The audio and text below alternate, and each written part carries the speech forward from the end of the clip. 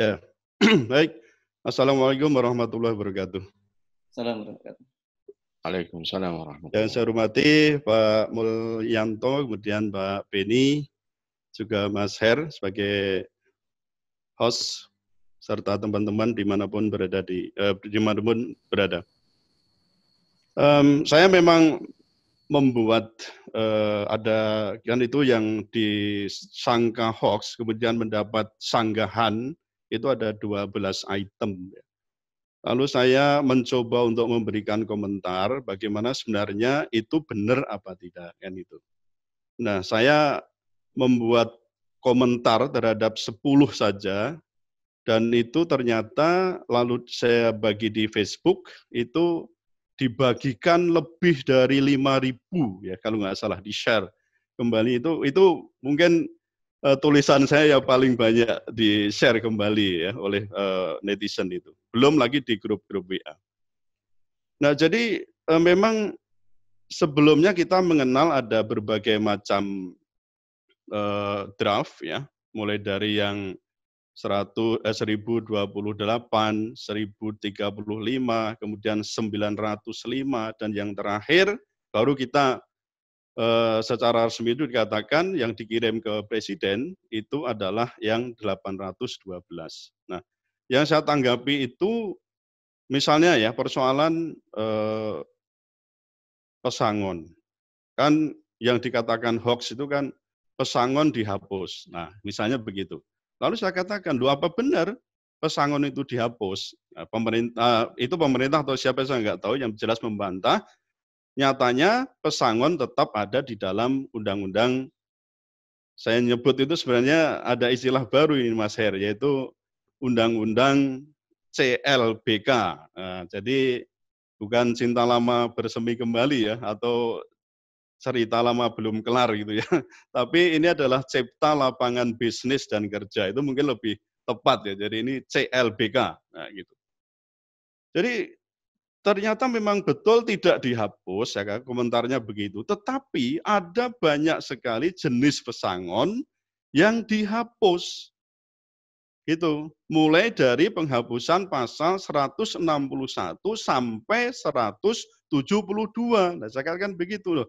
Apa ini bukan tidak berarti untuk buruh gitu loh, untuk pekerja.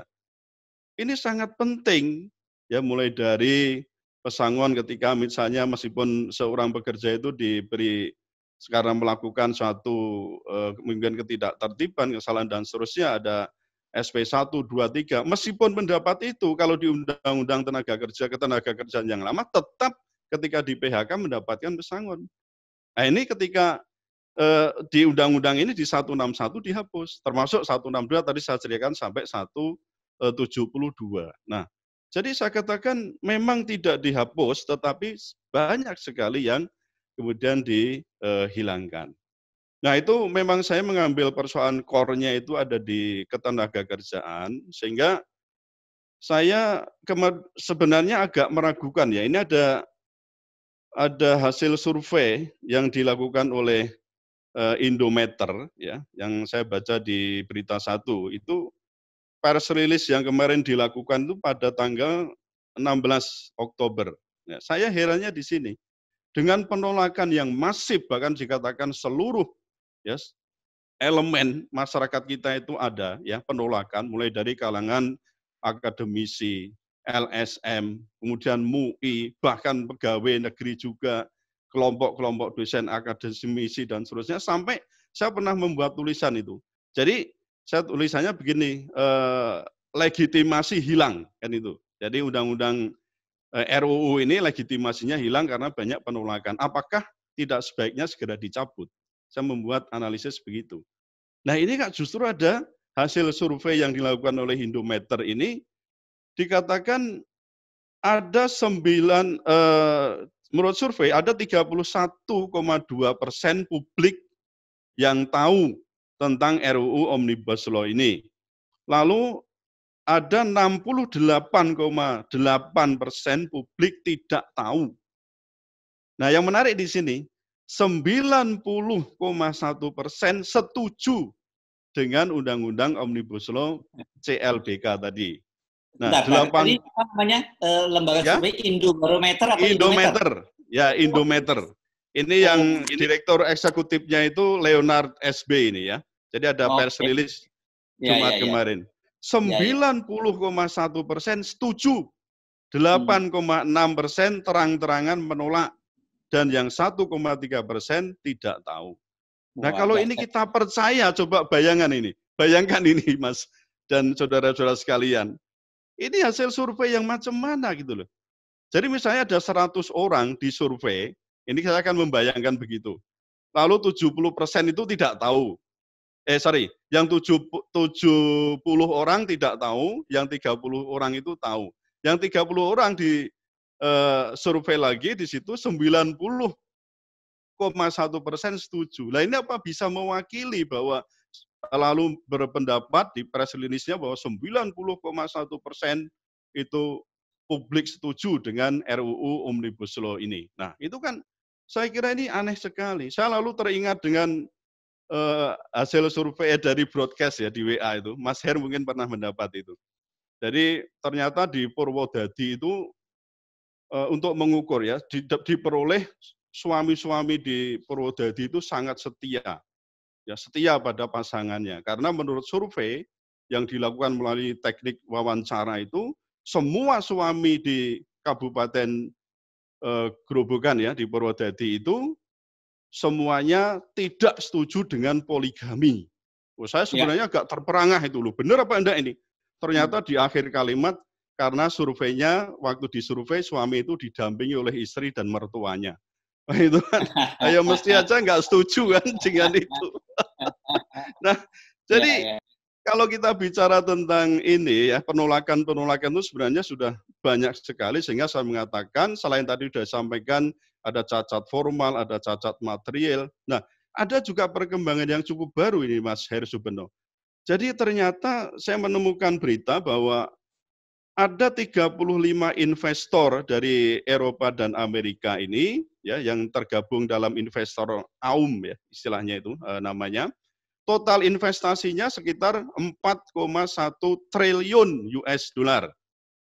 Nah, ini 35 investor itu mengajukan atau mengirimkan surat terbuka kepada Presiden terkait dengan persoalan kerangka perizinan, lalu pemantauan kepatuhan lingkungan hidup, lalu tentang konsultasi publik dan soal sistem sanksi ya yang ada di RUU Omnibus Law CLBK ini. Nah, diperkirakan akan berdampak pada buruknya lingkungan hidup, lalu buruknya juga pelaksanaan human right dan persoalan tenaga kerja. Intinya, jadi 35 investor ini berkeberatan karena rancangan undang-undang ini berpotensi untuk merusak iklim investasi. Nah sekarang berarti kan tambah kan, yang menolak itu kan berarti tambah. Selain tadi yang sudah saya sebutkan, ternyata investor sendiri yang saya yakin ini investor yang bonafit mestinya, yang go green, yang ramah lingkungan dan seterusnya itu ternyata menolak. Nah lalu bagaimana ini? Oh kalau begitu saya akan menambahkan lebih tidak memperoleh legitimasi lagi. Nah sekarang persoalannya kan, terus solusinya apa nih Mas Heru Subeno? Kalau undang-undang saya juga pernah menyebut ini undang-undang bulldozer ya. Mencabik, mencopot, menambah, membuang. Yang tadi disebutkan ada sekitar 78, 79 undang-undang. Itu bukan hanya saya katakan cerita lama belum kelar, tapi baru saja cerita kemarin sebenarnya. Misalnya soal undang-undang sumber daya air, itu kan baru disahkan bulan Oktober 2019. Berarti kan baru setahun aja toh. Nah dipikir saya yakin PP-nya mungkin juga belum genap dan seterusnya, ini sudah diubah lagi. Padahal yang undang-undang yang lama, Undang-Undang Nomor 7 Tahun 2004 itu kan sudah dibatalkan total. Saya kebetulan menjadi ahli waktu di Mahkamah Konstitusi itu, kemudian batal ganti yang kemarin Undang-Undang Nomor 17 Tahun 2019. Ini tahun 2020 sudah diganti lagi. Dan nuansanya tetap pada persoalan privatisasi air yang saya juga pernah mengkajinya dalam disertasi saya. Nah jadi macam seperti ini kalau menurut saya tidak pas ya. Jadi dan bisa dikatakan tadi terburu-buru, mengingat apa? Pengalaman yang sudah seperti Amerika Serikat itu pernah membuat Undang-Undang Omnibus Law di bidang perdagangan dan persaingan usaha. Itu saja sosialisasinya butuh waktu 3 tahun dan sampai pada pengesahan itu membutuhkan waktu 5 tahun. Nah kok kita ini malah sesongah, saya bilang itu, sombong sekali. Waktu itu malah di awal, bulan Februari itu, ini 100 hari harus selesai. Lah kok bisa 79 itu kalau coba Anda bayangkan, di MK itu menguji satu kata saja dari satu pasal, itu bisa berbulan-bulan. Apalagi beberapa pasal, ini terkait itu lebih dari 1.200 pasal yang harus ada yang dicabut, ada yang ditambah, ada yang tambahan baru. Coba kita bayangkan itu, mana bisa diselesaikan dalam waktu yang singkat, kemudian menghasilkan quality yang bagus. Itu tadi, maunya kayak Bandung Bondowoso. Kalau ini ya kita sebut aja ini legenda undang-undang sapu jagat gitu aja ya. Itu mungkin lebih tepat itu ya begitu. Nah, tadi saya katakan solusinya apa? Memang kalau menurut legitimasinya rendah, maka rancangan undang-undang ini, kalau ini sudah katakan berarti RUU yang sudah disetujui bersama untuk ditetapkan menjadi undang-undang. Maka lebih baik kalau nanti kita tunggu, taruhlah sampai 30 hari itu Presiden Jokowi tidak menandatangani dan kemudian mengesahkan, berarti kan juga menjadi undang-undang. Maka setelah 30 hari lewat nanti, atau sebelumnya sudah ditandatangani, kita bisa pertama melakukan usaha untuk pencabutan itu. Dan nyabutnya lewat apa? Kalau membatalkan saja ini sulit, karena sekian 1.200-an pasal ini bagaimana kita mau menguji pasal per pasal. Jadi mencabut itu bisa lewat Perpu. Lewat Perpu, peraturan pemerintah pengganti undang-undang. Melihat apa? Ya kondisi yang darurat sekarang ini. Nah itu bisa, pernah dinyatakan, kalau mau Perpu besok tak bikinkan. Nah, sudah dibikinkan aja Perpu. Paling murah, paling hemat, paling cepat bikin Perpu. Yang kedua, bisa pencabutan lewat Mahkamah Konstitusi. Artinya kalau di sana berarti pembatalan total ya gitu ya. Pembatalan total terhadap Undang-Undang Omnibus Law CLBK ini. Tapi ini yang kemarin sempat menjadi masalah besar ya di medsos itu kan ada audio ya, ada video maksud saya, ada video yang menyatakan terutama waktu ada acara di Greenpeace ya itu kalau nggak salah ya, bahwa ada pasal 59 Undang-Undang Mahkamah Konstitusi itu, sekarang kan kita sudah punya itu, ada perubahan ya terhadap terhadap Undang-Undang Mahkamah Konstitusi. Di pasal 59 itu sekarang yang ayat 2-nya tidak ada. Yaitu ketika ayat 2 mengharuskan bahwa kalau diperlukan untuk perubahan terhadap undang-undang yang tadi sudah direview, judicial review MK itu, maka DPR dan Presiden segera menindaklanjuti dan seterusnya. Nah itu dinilai, ini dihapus kan, lalu dinilai, sekarang untuk apa? Kalau kita mengajukan judicial review tapi Presiden dan DPR tidak melaksanakan undang-undang itu. Nah ini yang ada kesalahan, sedikit ini saya luruskan, bahwa itu kan yang dimaksud ketika dikehendaki perubahan undang-undang. Jadi bukan persoalan kepatuhan terhadap putusan Mahkamah Konstitusi. Ya gitu loh. Jadi ini harus dibedakan. Jadi memang ada kemungkinan oke lah disetujui atau dikabulkan di MK, tetapi ya kita lihat sebenarnya bagaimana terjadi begitu ya. Kemudian berikutnya solusinya adalah membuat undang-undang untuk membatalkan Undang-Undang Omnibus Law. Nah, tapi ini mestinya kan jadwalnya, tata caranya juga akan seperti yang bagaimana kita membuat undang-undang gitu. Kemudian yang berikutnya adalah membuat Omnibus Law, tapi bukan pada undang-undang, tapi pada PP-nya, peraturan pemerintahnya. Nah, bisa enggak di sini?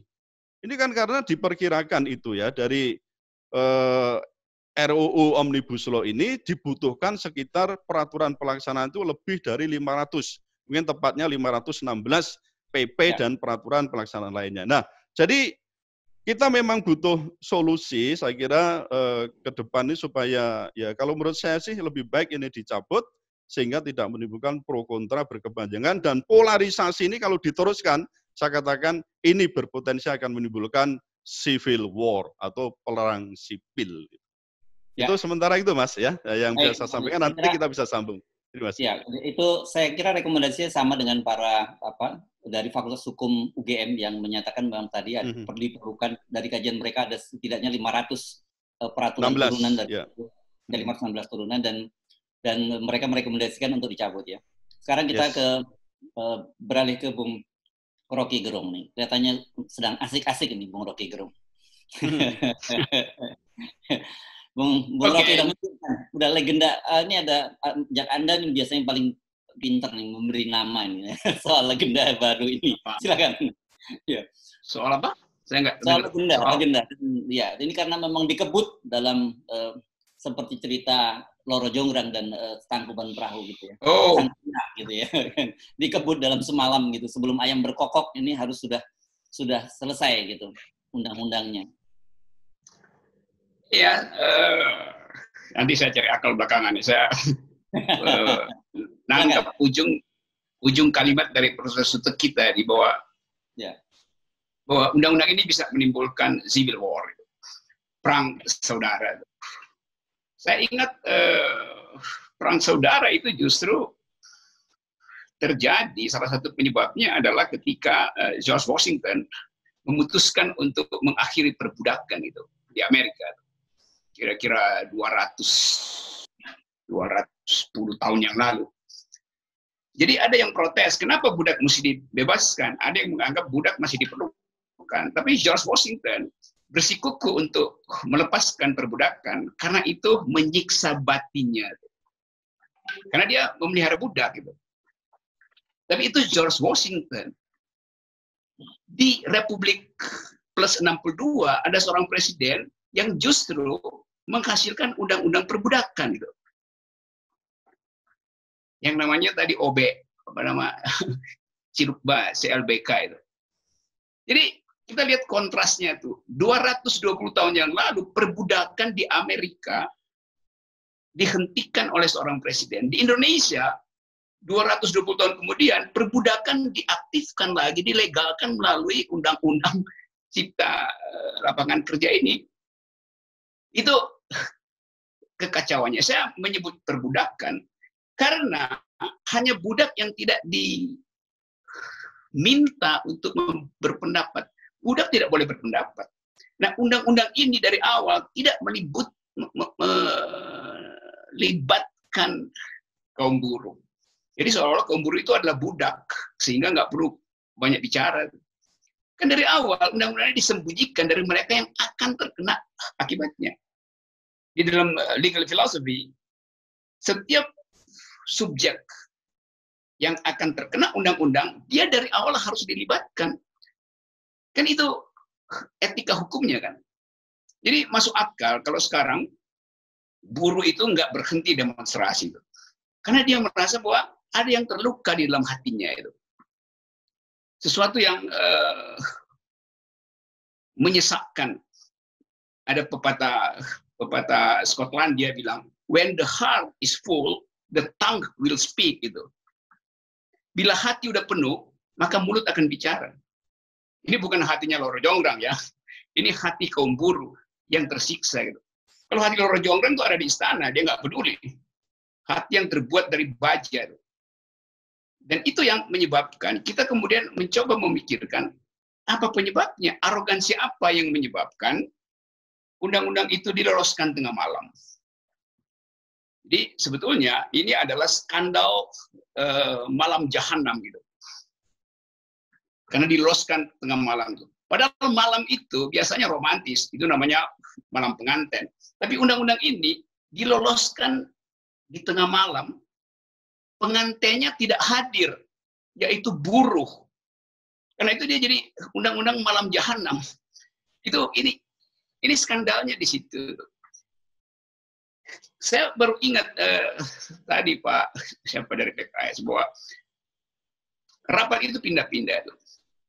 Kira-kira 2 minggu lalu saya naik gunung. Saya mesti lewati jalan karena macet puncak. Saya lewat jalan belakang, jalan ke arah Cianjur. Tadi dia keluar di Taman Bunga Nusantara. Kira-kira 2 kilo dari Taman Bunga Nusantara macet total itu. Sehingga saya terlambat untuk ke arah Cibodas. Saya tanya, ada apa ini kok macet? Ada banyak anggota DPR di depan hotel namanya Le Eminence. Ternyata pada waktu itu mereka lagi ngumpet dari Jakarta untuk bahas draft dari undang-undang Omnibus Law ini. Jadi dia ngumpet di Cibodas. Secara kebetulan saya lewat di situ tuh. Dan memang kurang ajar, itu bikin macet aja. Padahal saya mau pergi naik gunung tuh. Jadi ini adalah undang-undang keparat sebetulnya tuh, karena dipindah-pindahkan tempatnya supaya tidak teruber oleh pers dan tidak tercium oleh buruh. Jadi dari awal ini undang-undang yang memang didesain untuk menghasilkan ketidakadilan. Saya nggak perlu baca seluruh undang-undang itu, saya cukup mengerti dalil-dalil yang diucapkan dari awal, dari 7 bulan lalu oleh kekuasaan. Yang pertama adalah Presiden Republik Indonesia yang menginginkan supaya undang-undang dipercepat agar supaya investasi bisa masuk. Oke, saya masih anggap mungkin ada sesuatu yang mendesak supaya pertumbuhan bisa balik lagi normal dari minus. Tapi zaman SBY pertumbuhannya 6% tanpa ada undang-undang Omnibus Law gitu. Mau menciptakan lapangan kerja. Dulu Presiden Abdurrahman Wahid menghasilkan lapangan kerja 5 juta dibandingkan dengan sekarang yang hanya sekian belas ribu pekerja yang bisa diserap di era Pak Jokowi. Jadi kita mesti baca paradigm dari undang-undang ini apa sebetulnya. Nah, paradigm itu diucapkan oleh Menteri Perekonomian. Dia bilang begini, undang-undang Omnibus Law yang diminta dipercepat oleh Presiden Jokowi, prinsipnya adalah easy hiring, easy firing. Harus mempermudah menerima tenaga kerja dan mempermudah PHK. Itu maksudnya easy hiring, easy firing. Jadi dari awal undang-undang ini memang bajingan. Ingin mempermudah tenaga kerja, tapi sekaligus ingin mempermudah pemecatan, PHK. Kalau kita lihat konstruksinya tuh, tenaga kerja diperlukan untuk melayani industri itu. Oke, itu logik yang biasa. Tapi kemudian begitu kita tiba pada pasal per pasal, kita menemukan bahwa tenaga kerja hak dan kepentingannya diturunkan jauh dibandingkan dengan the existing legal rules, the exist undang-undang sebelumnya, Undang-Undang Nomor 13 2003 tentang perburukan. Jadi justru dikerdilkan hak dia yang tadinya cukup bagi dia untuk membayangkan masa depan. Sekarang buruh nggak bisa membayangkan masa depan karena dia bisa di-fire, bisa dihentikan setiap saat dengan jaminan yang minimal gitu. Jadi di situ kejahatan dari Bandung, dari Loro Jonggrang itu. Loro Jonggrang yang bersembunyi di dalam Omnibus Law ini. Jadi ini boleh disebut sebagai undang-undang versi Loro Jonggrang, yaitu menipu. Kan itu pikiran saya kan. Nah sekarang saya tunjukkan misalnya kekacauan di dalam konstruksi undang-undang itu tuh. Di dalam bagian lingkungan misalnya, Menteri KLH, Ibu siapa namanya? Ibu Siti Nurbaya. Siapa namanya? Siti Nurbaya. Iya, Ibu Siti Nurbaya. Siti Nurbaya bilang begini, tidak benar protes dari LSM, dari civil society, dari oposisi bahwa AMDAL itu dihilangkan. Lalu dia bilang, dia tambahkan kalimatnya, AMDAL tidak dihilangkan, bahkan kita permudah AMDAL itu tuh. Coba bayangkan logikanya. AMDAL itu di mana-mana harusnya dipersulit, bukan dipermudah. Sebab itu menyangkut ide baru di dalam dunia, grammar baru di dalam peradaban dunia, yaitu environmental ethics. Jadi kalau dipermudah artinya silahkan merusak lingkungan. Karena filosofi dari AMDAL adalah persulit extractive industry sedemikian rupa sehingga kalau dia lolos maka dia betul-betul sudah clear and clean gitu. Ini yang terjadi adalah dipermudah. Itu kekacauan filosofinya begitu. Yang ngomong adalah Menteri KLH yang tugasnya melindungi burung, hutan, kecoa, ular, ayam, bebek kalau bisa. Ini justru mempermudah supaya alam kita rusak. Karena logikanya kan nggak dapat itu kan. Saya kasih contoh cepat-cepat ya. Karena saya suka masuk keluar hutan. Hutan Papua itu luasnya 37 juta hektar. Hutan Papua 37 juta hektar. 80% dari 37 juta itu adalah hutan primer. Isi hutan itu adalah 20.000 pohon. Bukan batang pohon, 20.000 jenis pohon. Jadi diversity-nya lengkap di situ. Apalagi isinya itu? Isinya adalah selain 20.000 jenis pohon itu, 600 jenis burung. Varieties-nya lebar sekali itu. Apalagi isinya? 150.000 jenis serangga. Bayangkan 150.000 jenis serangga. Apalagi isinya itu? 200 jenis mamalia. Dan masih banyak isi dari hutan itu. Di samping itu, di hutan itu bermukim 500 suku Papua. Artinya ada 500 bahasa di situ. Sekarang, kalau kita tempelkan undang-undang Omnibus Law itu ke 33 juta hektar hutan Papua, apa yang terjadi? Kalau ada investor yang menginginkan tanah di Papua, maka pemerintah akan bilang silahkan ambil. Ada AMDAL nggak? Nggak perlu ada AMDAL. Karena dipermudah AMDALnya. Di mana dipermudahnya? Dulu AMDAL itu adalah milik society. Dan kita ingat bahwa PBB berupaya agar supaya AMDAL itu betul-betul menjadi hak dari local culture. Dari 500 masyarakat adat di situ. Dibantu oleh pengampunya itu LSM. Greenpeace, Walhi, segala macam. Sekarang AMDAL itu dipindahkan ke pemerintah pusat dengan membentuk satu panitia. Jadi habitat itu sekaligus dikuasai oleh birokrasi. Nah, bagaimana mungkin kita misalnya mengetahui bahwa AMDAL telah dilakukan? Yang lakukan adalah pemerintah pusat yang bikin kong-kali-kong dengan investor asing. Kan itu jahatnya kan di situ. Apakah pemerintah akan datang ke 500 suku di Papua untuk tanya, boleh nggak kita eksploitasi tanah adat saudara itu? Yang seharusnya itu yang dilakukan. Tetapi hak itu biasanya diwakilkan pada LSM untuk protek. Sekarang LSM nggak boleh kasih poin di situ. Jadi langsung birokrasi masuk ke tanah Papua itu untuk mengeksploitasi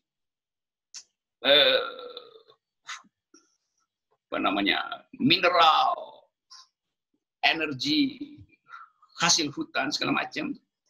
Jadi lengkaplah bahwa undang-undang ini cuma punya dua fungsi itu. Satu adalah tekan upah buruh, dua rusak lingkungan. Itu konsekuensi dari membatalkan prinsip-prinsip yang diatur sebelumnya di dalam existing legal yang dibuat 2013. Jadi terlihat bahwa konsekuensi besar dari undang-undang ini tadi, betul Pak Suteki, ini juga memecah belah bangsa itu. Karena akan timbul rasisme di situ. Akan timbul disparitas kaya miskin. Nah, lebih dari itu, kita bayangkan, kalau undang-undang ini lolos, undang-undang ini akan berlaku sampai kira-kira 20 tahun lagi itu. Karena saya bayangkan, rejim ini akan mewariskan undang-undang ini pada rejim berikutnya yang adalah searah dengan dia. Jadi terus-menerus, apalagi kalau nggak ada threshold, tidak dibatalkan 0%, ini pewarisan perbudakan, pewarisan eksploitasi. Kita bisa bayangkan nanti siapa yang akan jadi presiden 2024, dia pasti bikin perjanjian dengan Israel hari ini supaya dananya itu masuk ke dia. Izin-izin daerah diambil ke pusat dengan alasan daerah korup. Lebih korup lagi kalau diambil ke pusat karena langsung dihitungan oleh pusat. Lebih banyak mahar politiknya. Jadi kita lihat itu soalnya. Yang terakhir, kalau kita punya sedikit pengetahuan peradaban dunia, seluruh laureat penerima hadiah Nobel dalam 20 tahun ini adalah mereka yang berupaya menghasilkan teori ekonomi yang basisnya adalah social justice. Dari zaman Amartya Sen sampai bahkan ekonometri yang dibuat yang biasanya dingin dalam model nggak memasukkan unsur lingkungan dan social justice, sekarang berubah karena peredaran dunia berubah. Kalau Anda merusak lingkungan, maka Anda akan diusir dari komunitas akademis. Di Eropa kalau ada perusahaan atau Amerika juga, kalau ada perusahaan yang merusak lingkungan, grade-nya langsung diturunkan. Itu sebabnya mengapa 4,1 triliun yang standby untuk masuk ke Indonesia membatalkan, bahkan meminta supaya undang-undang ini dihentikan karena undang-undang merusak lingkungan.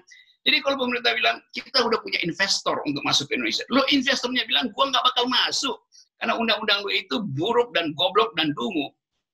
Kan itu soalnya kan. Jadi ajaib pemerintah promosikan akan masuk. Lo investornya sendiri bilang, kita nggak akan masuk. Investornya sendiri yang mengucapkan kita tidak akan masuk karena undang-undang itu tidak comply dengan environmental ethics. Berita terakhir tadi 2 jam lalu mungkin, Parlemen Asia minta supaya bill ini dibatalkan. Apalagi yang mau dipromosikan pemerintah, seluruh dunia mengutuk Indonesia. Semua headline koran dari Yerusalem sampai Washington, dari utara Moskow sampai Melbourne, menghina kita bahwa Indonesia sedang menjebakkan diri ke dalam otoritarianisme melalui undang-undang ini. Jadi tidak ada demokrasi at all. Nah, saya kira itu soalnya, sehingga problem kita sebetulnya bukan lagi membahas isi undang-undang itu, tapi membantu demonstrasi buruh dan mahasiswa, masyarakat sipil, bahkan masyarakat adat ikut, petani udah ikut, untuk memastikan bahwa undang-undang ini tidak boleh diloloskan oleh Loro Jonggrang. Terima kasih. Ya, terima kasih Bung Rocky Gerung. Kita sekarang sebelum kembali ke para narasumber, kita akan buka pertanyaan ya. Dan ini sudah ada satu penanya yang mendaftar. Silakan yang mau tanya nanti raise hand supaya kemudian dibuat daftar oleh panitia. Ini ada satu penanya yang pertama, yakni Andi Muhammad Ja'far. Halo, Bung Andi. Ya, selamat malam, Bang Hersu. Ya, dari mana Anda nih, Bung Andi? Iya, saya ini bekas mahasiswanya Prof. Suteki. Beliau dulu. Ini ya, masuknya kakak mau Prof. Suteki tadi ya? Iya, malam Prof. Ya, selamat malam. Ya, silakan. Selamat malam, Mas. Ya. Silakan, lanjut. Terima kasih, Prof. Ini mahasiswa pandai yang saya bimbing itu dia. Wah, luar biasa ini. Oke, silakan lanjut. Ya. Ya, pertama tentu saya ingin bertanya kepada Prof. Suteki. Kebetulan dulu saya ikut di Departemen Law and Society yang dipimpin oleh beliau di Fakultas Hukum Undip. Kalau kita melihat RUU Sapu Jagat Cilaka ini, saya melihat begini, Prof. Dan saya ingin meminta tanggapan Prof. terhadap pandangan tersebut. Bahwa nampaknya secara umum yang dikejar dari RUU ini adalah aspek efisiensi. Nah, di dalam studi Law and Economics itu khususnya mazhab Chicago, itu memang dia mengejar efisiensi. Sementara justice dan fairness itu nampaknya dikesampingkan. Itu sudah nampak jelas sekali dari banyak pasal-pasal di dalam RUU ini. Nah, bagaimana tanggapan Prof. Suteki? Pada pertanyaan Anda, Bung Andi Johar, karena ini banyak yang ngantri nih. Silakan. Itu saya ingin meminta tanggapan guru saya, Prof. Suteki. Kemudian untuk Prof. Akal Sehat, Prof. Rocky Gerung. Selamat malam, Prof. Okay. filosof Noam Chomsky pernah mengatakan bahwa salah satu prinsip dasar di dalam modern state capitalism itu adalah di mana cost dan risk itu semakin disocialize to some extent possible. Jadi biaya dan risiko itu disocialize. Sementara profit itu diprivatisasi. Ya. Nah, ini khususnya terkait dengan pasal tentang pesangon itu nampak sekali. Kita bisa lihat bagaimana sekarang sebagian itu ditanggung oleh negara. Pengusaha, beban pengusaha dikurangi, dan buruh lah yang paling menderita karena pesangonnya dikurangi demikian besar. Ya, saya ingin terima kasih ya, Bung Andi Jor. Ya, terima kasih. Kita pindah ke Bung Romzi Ali nih di Sydney nih. Di Sydney ini udah jam 1 pagi nih kalau nggak salah ya. Jadi Anda mesti dapat giliran pertama nih. Silakan giliran selanjutnya, Bung Romzi Ali.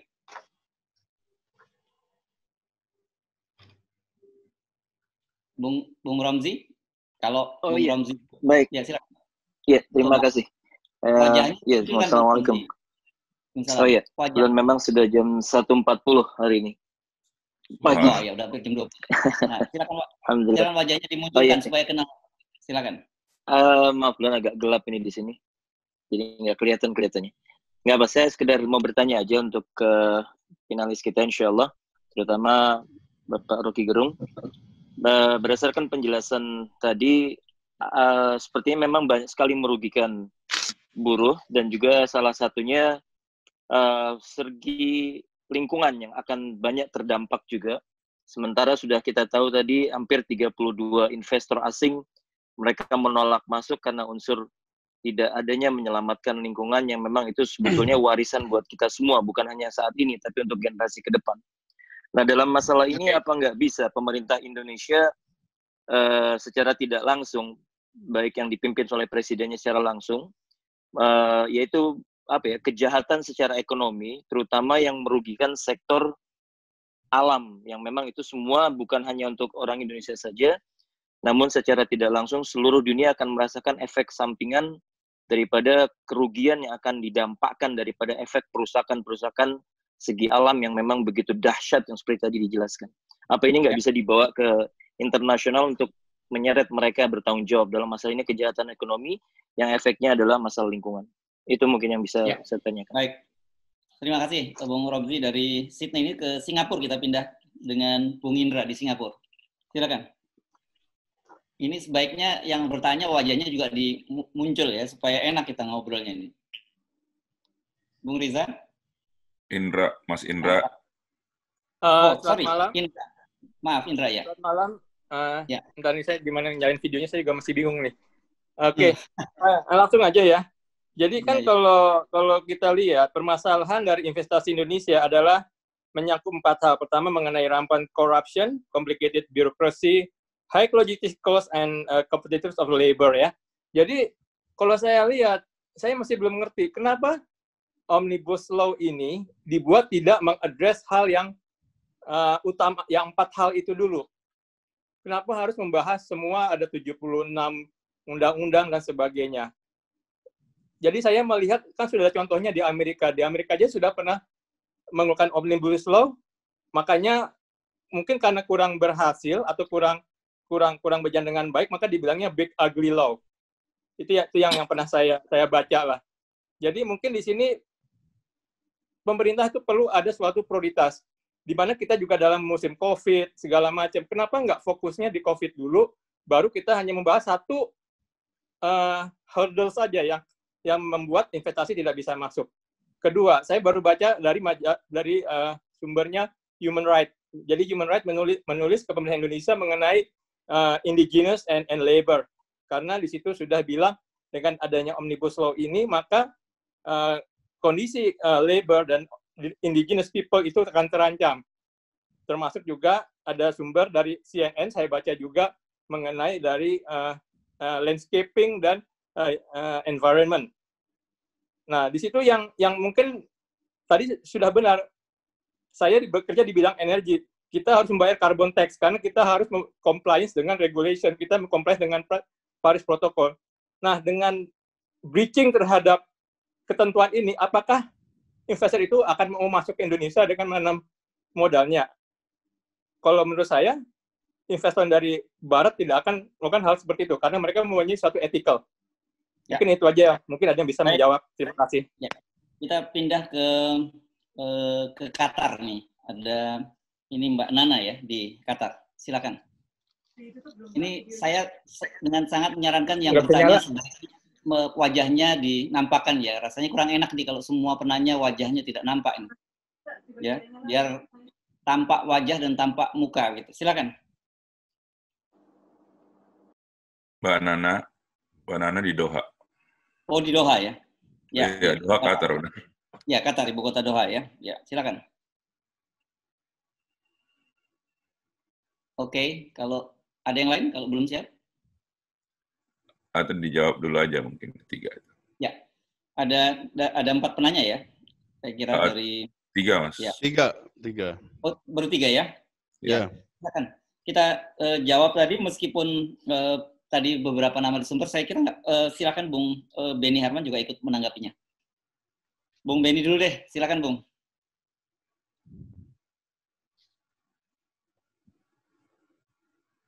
Oke. Mbak Nana udah unmute itu Mas Hersu, silakan. Siapa? Ya. Mbak Nana. Okay. Ya, boleh bertanya. Assalamualaikum. Waalaikumsalam warahmatullahi wabarakatuh. Ya, silakan. Iya. Saya gini, saya tuh membaca karena banyak versinya, jadi saya berusaha untuk membaca naskah akademiknya gitu kan. Yang saya terima itu yang per 20 Januari. Ya, 20 Januari. Mengatakan bahwa sebenarnya Omnibus Law ini 20 Januari 2020 kan latar belakangnya untuk menggenjot investasi, untuk meningkatkan pertumbuhan ekonomi. Nah, di situ disebutkan ada data dari World Bank gitu mengenai AUDB itu, DB itu yang isi on doing business gitu kan. Cuman yang menjadi pertanyaan buat saya adalah kan secara data investasi kita tuh sebenarnya bagus gitu kan. Karena kalau kita lihat kan yang kalau EUDP aja mungkin karena saya orang ekonomi jadi ada data gitu ya. Dari 2014 itu 120, 2017 jadi 91, 2018 jadi ranking 72, 2019 ranking 73. Jadi cuman beda 1 aja gitu kan. Itu juga karena situasi ekonomi juga ini enggak terlalu signifikan gitu kan. Kemudian kan kalau dari survei The Economist juga tahun 2009 kan investasi di kita itu kan di Indonesia itu termasuk the third most desirable country kan, increase investment gitu. Dia hanya 3,9% aja yang akan berencana untuk menarik investasi. Kemudian data yang lain dari FDI-nya itu kan foreign direct investment itu kan juga Indonesia masuk ke top 20 gitu loh. Yeah. Nah, maksud saya yang menjadi paradok itu dengan investasi yang besar sebenarnya, bahkan melampaui dari target gitu. Tetapi kenapa tidak meningkatkan pertumbuhan ekonomi kita? Nah, kalau kita lihat dari data mengenai Global Competitive Report-nya, itu kan masalah terbesarnya adalah corruption sama inefisiensi birokrasi gitu. Nah, kenapa tidak yang itu, malah justru undang-undang kan ada revisi undang-undang KPK gitu loh yang malah menihilkan atau memarginalkan peran KPK gitu loh. Sementara itu adalah yang utama gitu, corruption. Sementara yang labor sendiri itu malah cuma nomor 11 gitu loh. Artinya kan investor asing juga tidak melihat problem, tidak terlalu menjadi masalah lah untuk soal labor gitu. Kenapa malah yang labornya yang diotak-atik? Kira-kira demikian. Baik, terima kasih ya. Waalaikumsalam warahmatullahi wabarakatuh. Ini 4 penanya dulu ya. Tapi sekali lagi saya mengingatkan bahwa nanti yang akan bertanya harus menampakkan wajah ya. Ini rasanya nggak fair gini kalau tanya tapi tidak melihatkan wajah. Jadi yang tidak menampakkan wajah nanti tidak kita kasih kesempatan ya untuk sepakat ya host yang lain ya. Silakan ke Bung Benny Harman dulu untuk menanggapinya.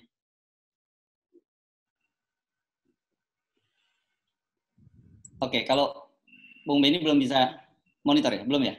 Halo. Oh ya, silakan Bung Benny. Banyak nih pertanyaan dari teman-teman yang macam-macam. Ya, walaupun tadi tidak ditujukan kepada saya secara langsung, saya ingin menanggapi hal yang saya anggap penting.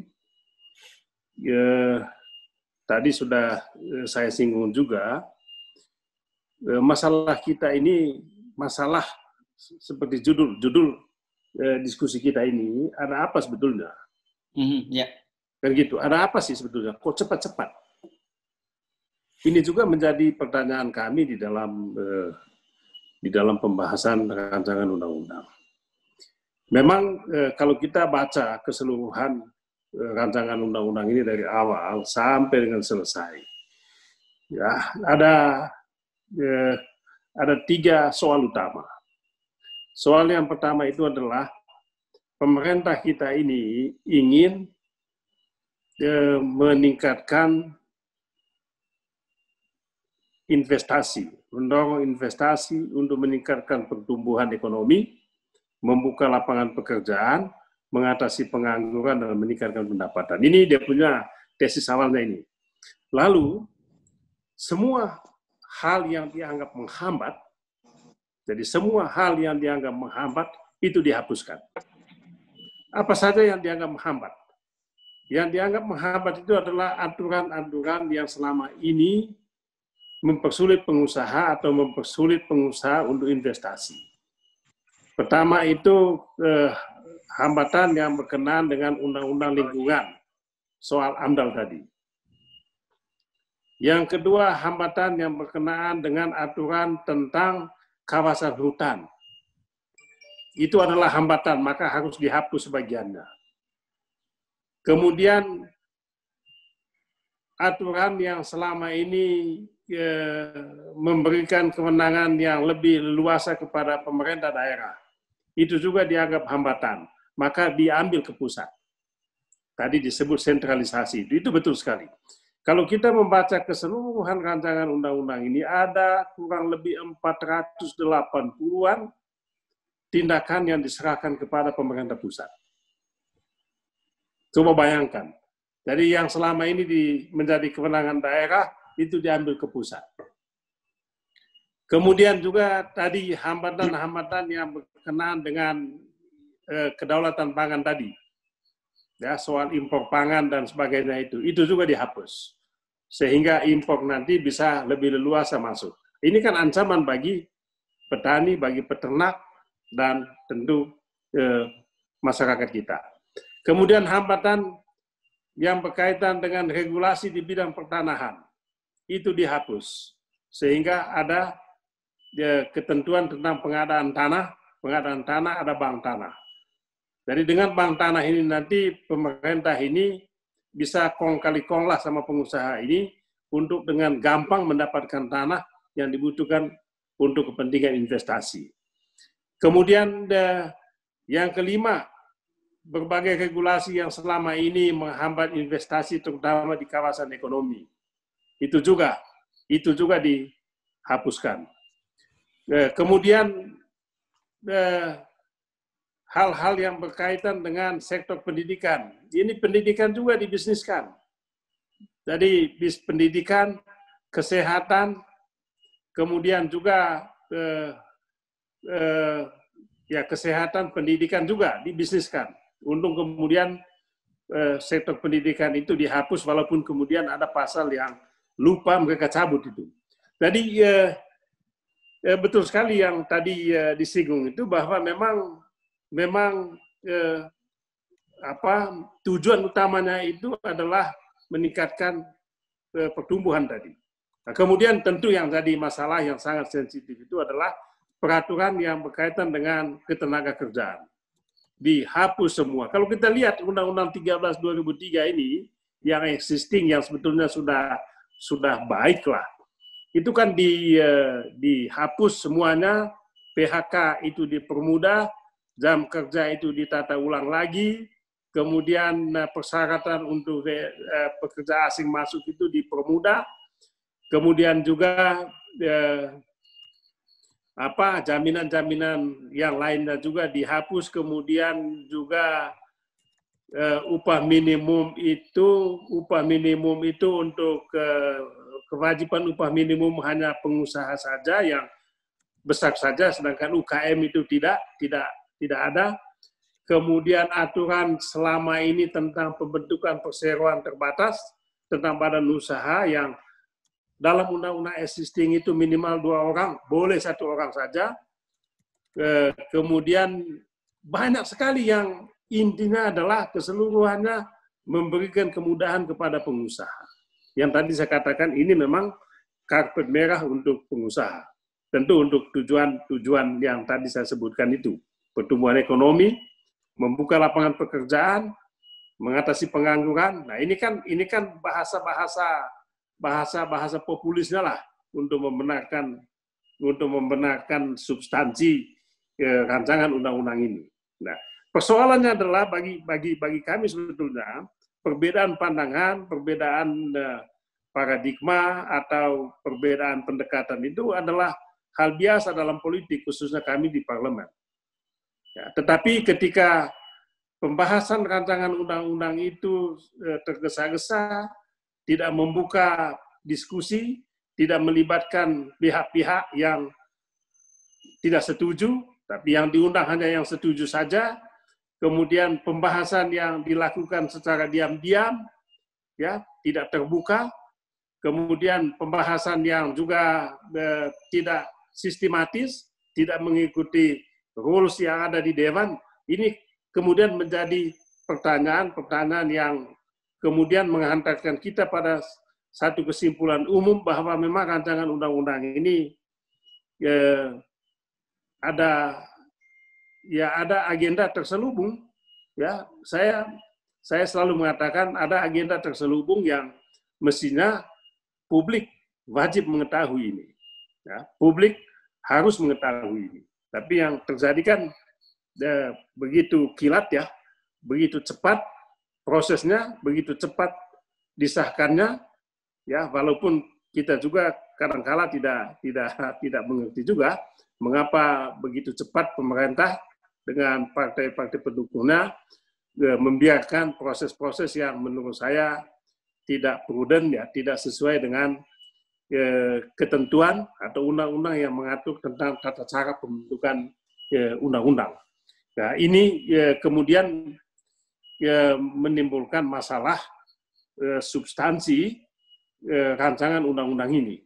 Ya, oleh sebab itu dari awal kami punya sikap mestinya rancangan undang-undang ini Presiden apakah bisa menolak? Ya, kami berpandangan Presiden mestinya menolak.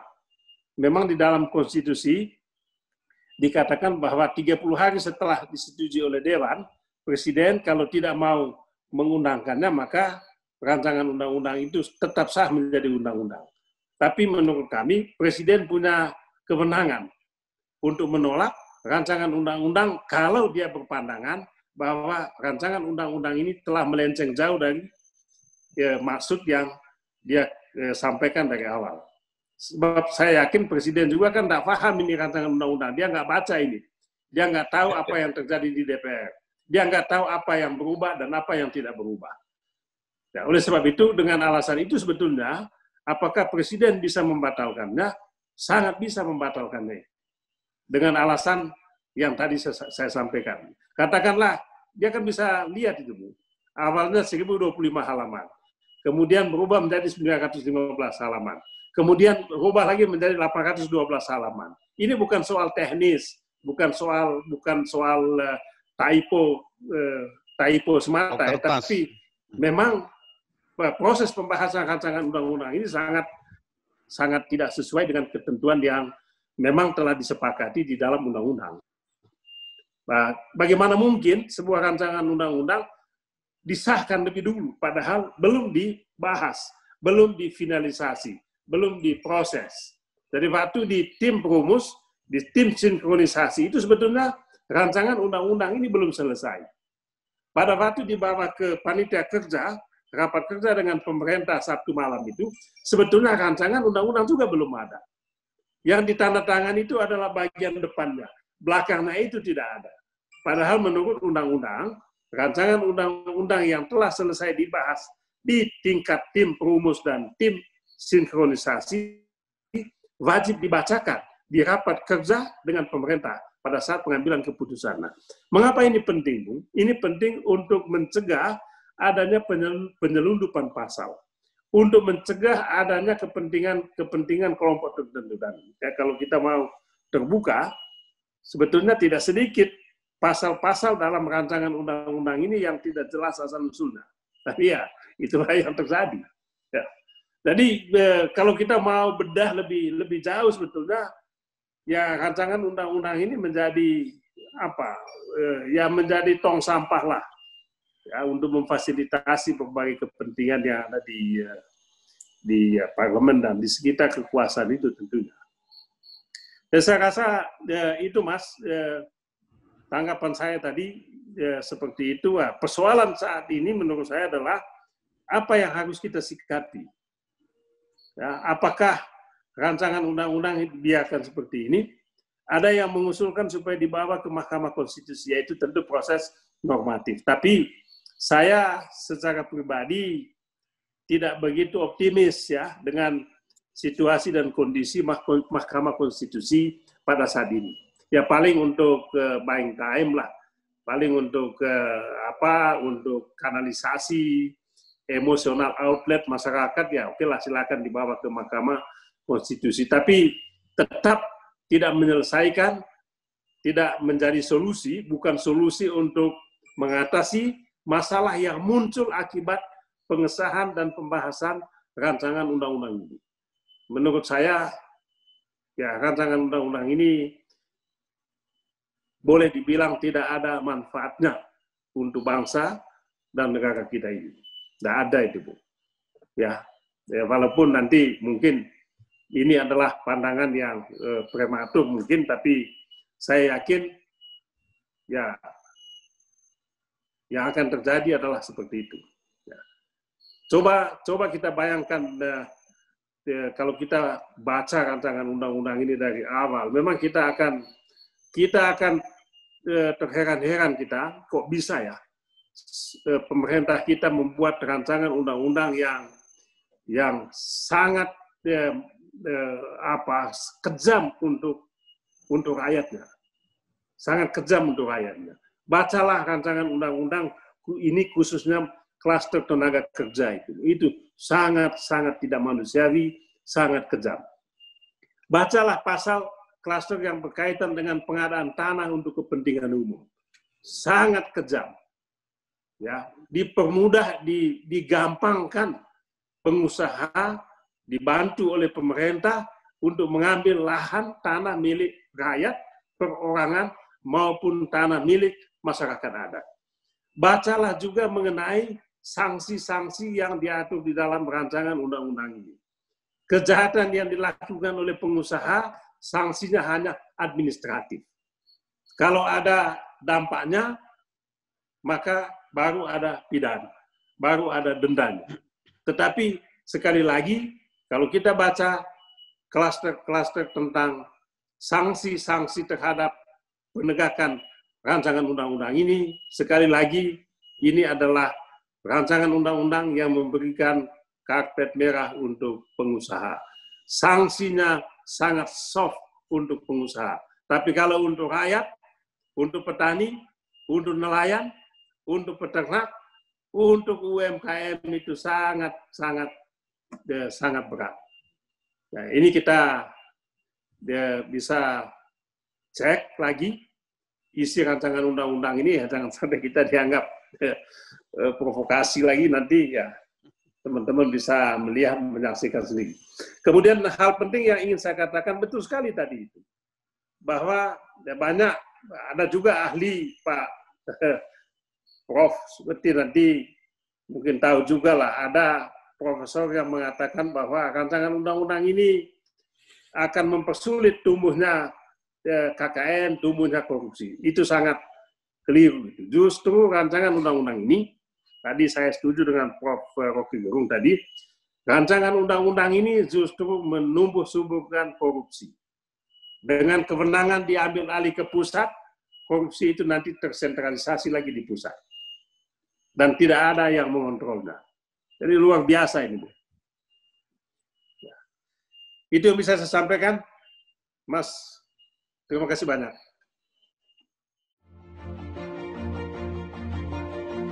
Forum Tanah Air mengucapkan terima kasih dan jangan lupa untuk subscribe, like, dan komen video-video kami.